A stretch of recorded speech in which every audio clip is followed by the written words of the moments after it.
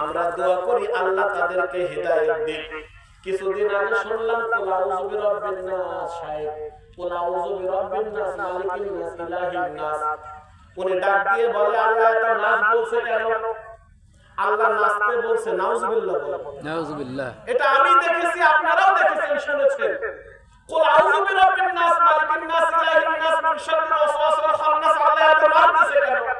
আল্লাহ এটা নাচ দিছে মানে আল্লাহ নাচতে বলছে। নাউজুবিল্লাহ, আস্তাগফিরুল্লাহ। পৃথিবীর কেউ সূরা নাসের তরজমা এটা করতে পারবে? কিয়ামত পর্যন্ত সময় থাকবে। আল্লাহ বলছে কি আর তরজমা করছে কি? আল্লাহ বলছে কি আর তরজমা করছে কি? ওই জন্য আল্লাহ ডাক দিয়ে বলে, চুল দিলাম বান্দা শুকরিয়া আদায় কর। চুল দিয়ে ব্রেনটা আমি ঠান্ডা রাখলাম, এরপরে তোকে ভুরু দিলাম। ভুরু কেন দিয়েছি বান্দা ভালো করে খেয়াল করে শুনে রাখো। আমি ভুরু দিয়েছি জানো ও চন্দ্রের রৌশনি থেকে তোমার চক্ষুখানা সুরক্ষিত থাকে। ওই চক্ষু দিয়া আমি আল্লাহ রাব্বুল আলামিনের কোরআন তেলাওয়াত করবি। জোরে জোরে বলেন সুবহানাল্লাহ।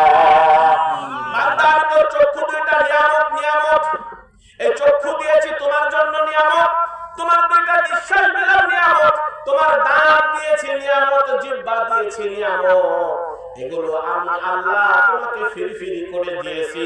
ওই জন্যই আমি আল্লাহ রহমান। জোরে জোরে বলেন সুবহানাল্লাহ। এই জন্য আল্লাহর চাইতে বড় রহমান, বড় দয়ালু আর কেউ কি আছে? আল্লাহর চাইতে বড় দয়ালু, আল্লাহর চাইতে বড় মেহেরবান আর কেউ নাই। এই জন্য আল্লাহ সূরাটা শুরু করেছেন রহমান দিয়ে। আল্লাহ বলছেন আর রহমান, আমি রহমান, আমার চাইতে বেশি দয়ালু আর কেউ নাই। ঠিক। আল্লাহ রাব্বুল আলামিন দ্বিতীয় নম্বরে বলেন আল্লামাল কোরআন। আল্লাহ ডাক দিয়ে বলেন আমি যে রহমান, আমি যে তোমাদের উপরে দয়া করেছি, দয়া নাম্বার 1 আল্লামাল কোরআন। আমি তোমাদেরকে কোরআনের জ্ঞান শিক্ষা দিয়েছি। জোরে বলেন আল্লাহু আকবার। আল্লাহ বলেন আমি তোমাদেরকে কোরআনের জ্ঞান শিক্ষা দিয়ে এইটা আমি 1 নাম্বার দয়া করেছি। তোমরা যদি কোরআনের জ্ঞান না জানতা, তোমরা যদি কোরআনের জ্ঞান ভিতরে না থাকতো, তাহলে তোমরা মানুষ হইতে পারতা না। আমি তোমাদেরকে কোরআনের জ্ঞান শিক্ষা দিয়েছি। ওই জন্যই তো রাসূল সাল্লাল্লাহু আলাইহি ওয়াসাল্লাম বলেন খায়রুকুম মান তাআল্লামাল কোরআন ওয়া আল্লামা। তোমাদের মধ্যে তারাই শ্রেষ্ঠ যারা নিজেরা কোরআন পড়ে আর কোরআন পড়ায়। যত দল থাক, যত ব্যক্তি গ্রুপ থাক, আমি আল্লাহ ওই গ্রুপটাকে সবচেয়ে দামি আর শ্রেষ্ঠ বানাইলাম যারা নিজেরা কোরআন পড়ে আর কোরআন পড়ায়। জোরে জোরে বলেন আলহামদুলিল্লাহ। রাসূল সাল্লাল্লাহু আলাইহি ওয়াসাল্লাম আরো বলেন ইন্নাল্লাযী লাইসা ফি জাওফিহি শাইউন মিনাল কোরআন কালবাইতুল খরিব।